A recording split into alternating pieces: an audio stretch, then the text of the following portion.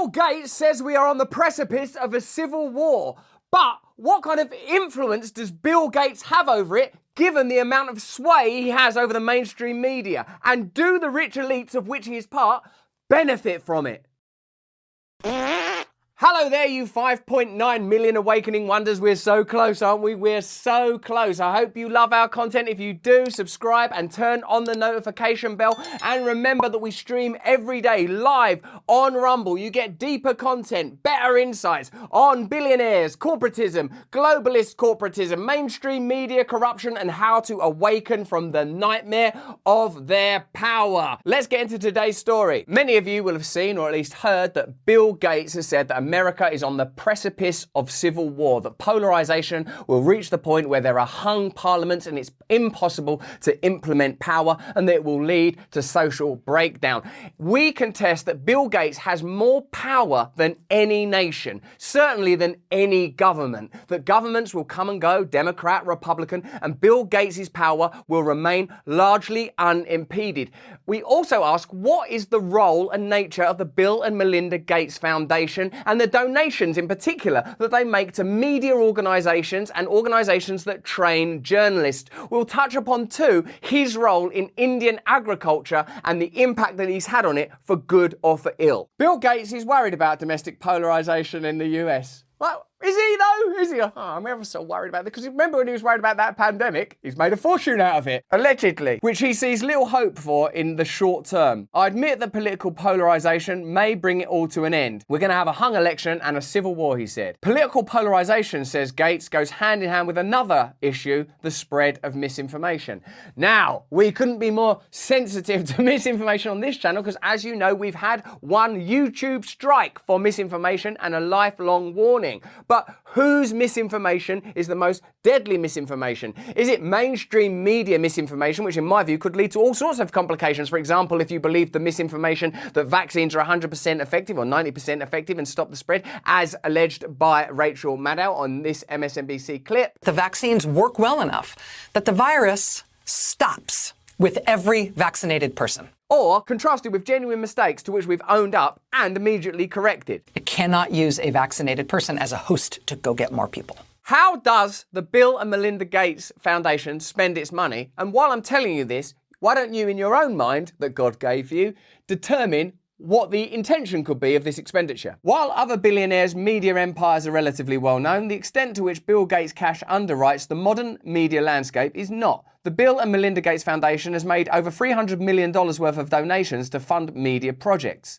Recipients of this cash include many of America's most important news outlets, including CNN, NBC, NPR, PBS, and The Atlantic. Now, I don't know whether you like those organisations or don't like those organisations. I've read things in The Atlantic, for example, that I've really enjoyed, and I've probably seen things on CNN over the years that I've really enjoyed. But what I do know, it's not charities, are they? It's not like an endangered panda, is it? Brian Stelter is not an endangered species. Oh my God, I'll only eat bamboo. It makes me very vulnerable. Which sounds great. These are businesses. Why would you give money to a business? It's not like a plucky little shoeshine boy or a little match girl trying to make a break in the world. These are large media organisations. Why are the Bill and Melinda Gates Foundation making donations? And are these donations always transparent? And are you always aware when you are consuming content that's come from that organisation and are therefore able to assess what biases may be embedded in it? Bear that in mind, because in a minute we're going to read you something from the Indian Times that's going to knock your little socks off. Gates also sponsors a myriad of influential foreign organisations. Gates continues to underwrite a wide network of investigative journalism centres as well, totalling just over $38 million. The foundation also puts up the money to directly train journalists all over the world in the form of scholarships, courses and workshops. Now that looks like a type of philanthropy, doesn't it? But later on we're going to be talking about philanthropy and where that philanthropy ends up and the nature of that philanthropy. You'll be astonished to learn that some of these foundations from the outside appear little more than untaxed bank accounts with no legislative commitment to spending that money on anything philanthropic at all. But for now, let's jump into the Times of India. In a little unbiased piece of mainstream media called What Bill Gates Thinks the World Can Learn from India. Well, some of you will be aware that India has gone through some pretty significant and radical social engineering lately, amounting to, some would say, the annihilation of their agriculture in order to implement ideas and technologies that don't fit in with the way that their country has traditionally been run. Many people will make the argument, of course, oh, this is progress, AI and technology will save the world. And certainly there are situations where that is evidently plainly true, or at least it's advantageous to more than just the people that own those organisations. But in the case of India, the suicides, the devastation, it would seem that there are two sides at least to that conversation. Let's ensure that both of those sides are heard. Speeding up progress towards a healthier, fairer and more prosperous world depends on commitment and innovation.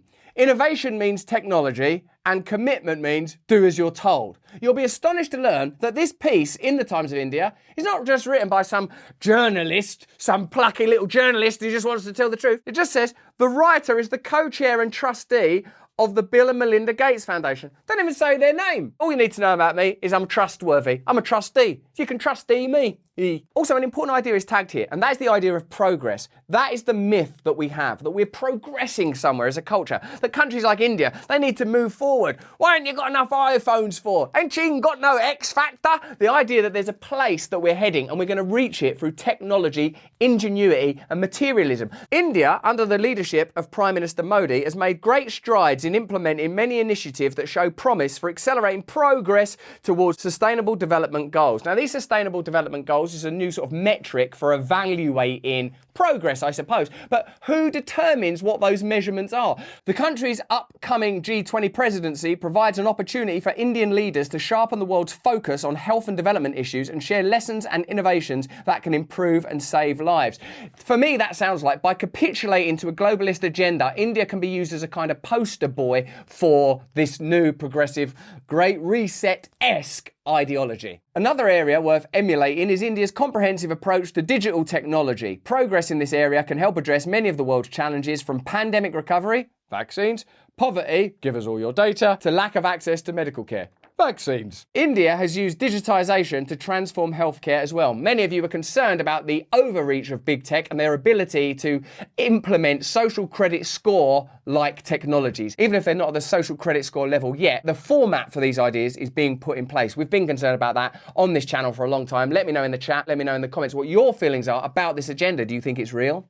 I really enjoy this guy's videos. He's brilliant, isn't he? But wouldn't you like even more of him? As you know, we are streaming every day on Rumble at these times. Now, if you are a fan of our podcast, Under the Skin, you've got to become a member of Stay Free AF. That is our community where you get even more fantastic content as a member. We're creating more free content than ever and better paid for content than you could ever imagine. We've already done interviews with Vandana Shiva, Wim Hof, Gabor Mate, Noam Chomsky. Coming up, we're going to be speaking to Donald, Bernie, Elon. I'll give you the surnames once we confirm the interviews. All of these interviews will be available on Stay Free AF, as well as my stand-up special that's going to drop in December, our community film, and opportunities to join me for live events regularly throughout the year. Stay free as fuck. There's a link below to join. So all of this unbiased stuff about progress and innovation and what India's got to do, and don't worry about the suicides, was written by someone anonymously that we only know as a trustee of the Bill and Melinda Gates Foundation. So bear that in mind with what you know about Bill Gates' influence on the media and about him saying that the world is entering a phase of civil war. Does he benefit from that ideology? Does Bill Gates and the agenda that he represents benefit from people being divided and turned against one another on cultural lines? Ask yourself that question. To respond to this, we turn to Vandana Shiva, a long-time friend of this channel, friend of the show. We've got a great conversation with Vandana Shiva coming up on Stay Free with Russell Brand. If you join Stay Free AF, there's already a conversation that I've had with her. She appeared live at Community last year. She's appearing live at Community next year if we still have a planet by then. So you can join us if you want to. Let's see what she says about the digitization of agriculture and the application of these technologies in an area which she's an expert. And ask yourself the question, who knows more about India? Vandana Shiva, an Indian woman who happens to be an expert in quantum physics, agriculture and activism, or Bill Gates? Gates Ag 1 is one type of agriculture for the whole world, organised top down. This includes digital farming, in which farmers are surveilled and mined for their agricultural data, which is then repackaged and sold back to them. This is a way of taking ordinary, independent, empowered agricultural workers and farm owners and turning them into tools of a centralized agenda via the promise, as always, of convenience and ease through AI and technology. Let me know what you think in the comments. Let me know what you think in the chat. It all stems from an overreaching theme of arrogance and the desire for recolonization and a global empire. The idea is to imply or create the environment in which survival isn't possible without technology. They're making us dependent upon them. How many times have you seen that narrative play out in colonialism and imperialism? They change the farming practices, they change the local customs, they mess with the systems that are in place, and all of a sudden you are dependent upon your imperialist masters. If you look beyond the models of nationalism and towards one of globalism, you can see that the same thing's being applied right now through centralized big tech power. We're becoming dependent on them. And if you think I'm joking, just remember how you felt last time you left your house without your phone. It's a denial of the richness of agroecological knowledges and practices that are resurging around the world. The good news is people all over the world are learning how to farm the land again. New systems of animal husbandry, or arcane ones, emerging again. Knowledge of actually, if people were to localize their food sources, much of the unnecessary trade, much of the unnecessary centralized power could be limited. Tech giants, in an effort to drive home digital agriculture, are working to reduce life to software while advancing digital surveillance systems. Here, Vandana Shiva tags the broader point that a human being is more than just information. A human being is more than just material, that there is something sacred, something spiritual. You cannot be reduced to data points. There is something mystical. There is a ghost in the machine. There is a Holy Spirit. There is hope. We cannot allow centralized tech authorities to turn us into just a list of binary code. We cannot allow powerful tech giants who are essentially modern day sovereigns, empires, tyrants, kings, astride the globe, unable to be regulated, free to do whatever they want, free to travel the world, beyond nation, to have so much power that the needs and requirements of ordinary people are neglected. In the stream, we're going to have a look in more detail at foundations and what foundations really mean and where that revenue actually goes and what the obligations are when people say, we're going to give billions to this person and that person. We're going to have a deeper look at it. I'll leave you with this thought. Do you think we're on the brink of a civil war because we have a media landscape that continually highlights the fractures, fissures,